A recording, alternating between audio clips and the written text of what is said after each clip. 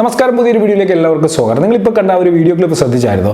Over exposure ആയിട്ടുള്ള ഒരു video ക്ലിപ്പാണത്. അതായത് നല്ല ലൈറ്റിംഗ് കണ്ടീഷൻ, നല്ല വെയിലുള്ള സമയത്ത് ഞാൻ ക്യാമറ ഉപയോഗിച്ച് റെക്കോർഡ് ചെയ്തതാണ്. DSLR-ലോ മൊബൈൽ ഫോണിലോ അല്ല ആ ഒരു വീഡിയോ റെക്കോർഡ് ചെയ്തത്, GoProയിലാണ്. അത്രയും ഓവറായിട്ടുള്ള ലൈറ്റിംഗ് കണ്ടീഷനിൽ വളരെ സിമ്പിളായിട്ട് വളരെ എളുപ്പത്തിൽ ചെറിയൊരു ഡിവൈസ് ഉപയോഗിച്ചുകൊണ്ട് ഞാൻ ആ ലൈറ്റിനെ ബ്ലോക്ക് ചെയ്യുകയും ആ ഒരു വീഡിയോ ക്ലിപ്പിൻ്റെ ക്വാളിറ്റിയിൽ വന്ന മാറ്റം നിങ്ങൾ കാണുകയും ചെയ്യും. അപ്പോൾ എങ്ങനെയാണ് ഞാനിത് ചെയ്തത്, ഏത് ഡിവൈസാണ് ഉപയോഗിച്ചതെന്നുള്ള കാര്യമാണ് ഇന്നത്തെ വീഡിയോയിലൂടെ പറയാനായിട്ട് പോകുന്നത്. വീഡിയോ നിങ്ങൾക്ക് തീർച്ചയായിട്ടും യൂസ്ഫുൾ ആവും. അതുകൊണ്ട് നിങ്ങൾ വീഡിയോ അവസാനം വരെ കാണുക. ഒപ്പം തന്നെ വീഡിയോ ഒന്ന് ലൈക്ക് ചെയ്തതിന് ശേഷം തുടർന്ന് കാണുകയാണെന്നുണ്ടെങ്കിൽ അത് എനിക്കൊരു സപ്പോർട്ടായിരിക്കും. എന്തെങ്കിലും ഡൗട്ട്സുകൾ ഉണ്ടെങ്കിൽ മറക്കാതെ കമൻറ്റുകളായിട്ട് അറിയിക്കുക. അപ്പം വീഡിയോയിൽ കിടക്കുന്നതിന് മുമ്പ് ഒരു കാര്യം പറയാനുള്ളത്, നിങ്ങൾ ഫോട്ടോഗ്രാഫിയിലും വീഡിയോഗ്രാഫിയിലും കുറച്ചെങ്കിലും ഇൻട്രസ്റ്റഡ് ആയിട്ടുള്ള ഒരാളാണെന്നുണ്ടെങ്കിൽ നിങ്ങൾക്ക് യൂസ്ഫുൾ ആകുന്ന ഒരു ഡിവൈസ് ആണെന്ന് പരിചയപ്പെടുത്താൻ പോകുന്നത്. വളരെ ഇൻട്രസ്റ്റിംഗ് ആയിട്ടുള്ള ഒരു സംഭവമാണ്. അപ്പം വീഡിയോ അവസാനം വരെ കണ്ട് സപ്പോർട്ട് ചെയ്യുക. ഞാൻ സ്റ്റുഡിയോ സെറ്റപ്പിൽ വീഡിയോ ചെയ്യുന്ന സമയത്ത് DSLR ആണ് ഉപയോഗിക്കുന്നത്. വെളിയിലൊക്കെ വീഡിയോ ഷൂട്ട് ചെയ്യാൻ പോകുന്ന സമയത്ത് കൂടുതലും GoPro ഉപയോഗിക്കും, അല്ലായെന്നുണ്ടെങ്കിൽ മൊബൈൽ ഫോൺ ഉപയോഗിക്കും. കാരണം DSLR തൂക്കിക്കൊണ്ട് നടക്കാനുള്ള ഒരു ബുദ്ധിമുട്ട് കാരണം.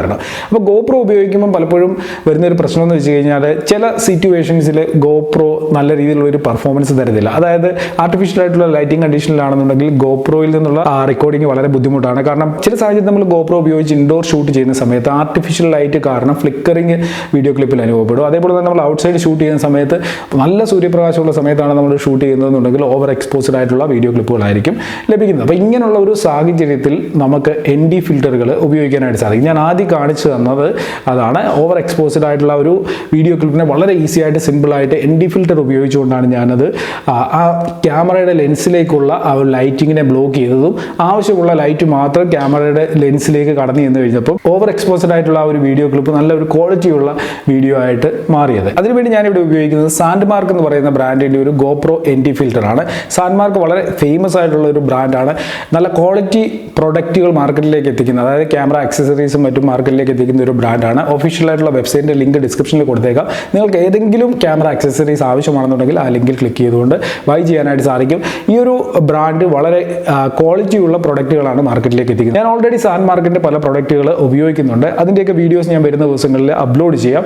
നല്ല ക്വാളിറ്റിയുള്ള പ്രൊഡക്റ്റുകളാണ് ഇവർ മാർക്കറ്റിലേക്ക് എത്തിക്കുന്നത്. അപ്പം ഡിസ്ക്രിപ്ഷൻ ലിങ്ക് കൊണ്ട് ചെക്ക് ചെയ്ത് നോക്കുക. അപ്പോൾ GoProയ്ക്ക് വേണ്ടി ഞാൻ വാങ്ങിയ ND ഫിൽറ്റർ ഇങ്ങനെ ഒരു കവറിലാണ് ലഭിച്ചത്. ഈ ഒരു കവർ ഓപ്പൺ ആക്കി കഴിയുന്നുണ്ടെങ്കിൽ ഇതിനുള്ളിൽ ചെറിയൊരു പൗച്ച് കാണാൻ സാധിക്കും. അതിനുള്ളിലാണ് നമ്മുടെ ND ഫിൽറ്റർ ഉള്ളത്. ഈ ഒരു ND ഫിൽറ്റർ റൗണ്ട് ഷേപ്പിലാണ്. GoProയുടെ ലെൻസിലേക്ക് അറ്റാച്ച് ചെയ്യാൻ പറ്റുന്ന രീതിയിൽ അതിന് കമ്പാറ്റബിൾ ആയിട്ടുള്ള ഒരു ഡിസൈനിലാണ് ഇത് വന്നിരിക്കുന്നത്. വളരെ ഈസി ആയിട്ട് തന്നെ നമുക്കിത് GoProയിലേക്ക് അറ്റാച്ച് ചെയ്യാനായിട്ട് സാധിക്കും.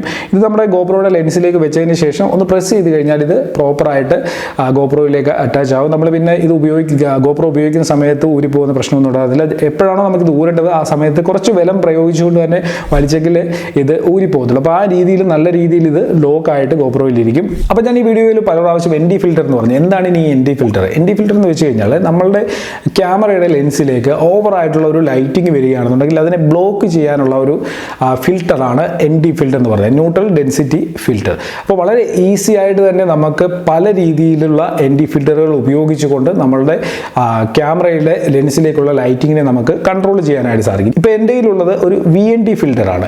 ND ഫിൽറ്ററും ഉണ്ട്, VND ഫിൽറ്ററും. ND ഫിൽറ്റർ എന്ന് പറഞ്ഞു കഴിഞ്ഞാൽ നമുക്ക് ഒരു ND മാത്രമേ അതിൽ ലഭിക്കത്തുള്ളൂ. VND ഫിൽറ്റർ എന്ന് പറഞ്ഞു കഴിഞ്ഞാൽ വേരിയബിൾ ND ഫിൽറ്റർ. അതായത് പുറത്തുള്ള വെളിച്ചത്തിനനുസരിച്ച് നമുക്ക് ഡാർക്ക്നെസ് കൺട്രോൾ ചെയ്യാനായിട്ട് സാധിക്കും. ഫിൽറ്ററിലെ ഡാർക്ക്നെസ് നമുക്ക് കൺട്രോൾ ചെയ്യാനായിട്ട് സാധിക്കും. ഈ ND ഫിൽറ്ററിൽ ND8 to ND64 വരെയാണുള്ളത്. അപ്പോൾ നമുക്ക് നമ്മുടെ ഇഷ്ടത്തിനനുസരിച്ച് ഡിഫറെൻ്റ് ആയിട്ടുള്ള ഡാർക്ക്നെസ് നമ്മുടെ വീഡിയോയിലേക്ക് കൊണ്ടുവരാനായിട്ട് ഈ ഒരു ND ഫിൽറ്റർ ഉപയോഗിക്കുന്നതിലൂടെ സാധിക്കും. ഇനി ചില ND ഫിൽറ്ററുകളിൽ മോഷൻ ബ്ലെയർ എഫക്റ്റ് ലഭിക്കും. ഈ ഒരു ND ഫിൽറ്ററിൽ മോഷൻ ബ്ലെയർ എഫക്റ്റ് നമുക്ക് ലഭിക്കുന്നുണ്ട്. ഇപ്പം നിങ്ങൾ സ്ക്രീനിൽ കാണുന്ന ഈ ഒരു വീഡിയോ ക്ലിപ്പ് റെക്കോർഡ് ചെയ്തത് നല്ല വെയിലുള്ള സമയത്താണ്. അപ്പോൾ ആ ഒരു സിറ്റുവേഷൻ ഞാൻ ക്യാമറയുമായിട്ട് വെളിയിലോട്ട് ഇറങ്ങിയപ്പോൾ നിങ്ങൾക്ക് കാണാൻ സാധിക്കും മൊത്തത്തിൽ വൈറ്റ് ആയിട്ടാണ് തോന്നുന്നത്. ഓവർ എക്സ്പോസ്ഡ് ആയിട്ടുള്ള ഒരു ക്ലിപ്പാണ് ഇവിടെ റെക്കോർഡ് ആകുന്നത്. എന്നാൽ ഇതിലേക്ക് ഞാൻ ഡയറക്റ്റ് ആയിട്ട് ആ ഒരു ND ഫിൽറ്റർ അപ്ലൈ ചെയ്ത് കഴിഞ്ഞപ്പോൾ മൊത്തത്തിൽ വലിയൊരു ചേഞ്ചാണ് ആ സ്ക്രീനിൽ നിങ്ങൾക്ക് കാണാനായിട്ട് സാധിക്കും. അപ്പോൾ ഇതേ രീതിയിൽ ND ഫിൽറ്റർ ഉപയോഗിച്ചുകൊണ്ട് സെറ്റിംഗ്സിൽ പ്രത്യേകിച്ച് മാറ്റമൊന്നും വരുത്തേണ്ട. ND ഫിൽറ്റർ അറ്റാച്ച് ചെയ്തതിന് ശേഷം നമുക്ക് ഓരോ ND അഡ്ജസ്റ്റ് ചെയ്തുകൊണ്ട്, അതായത്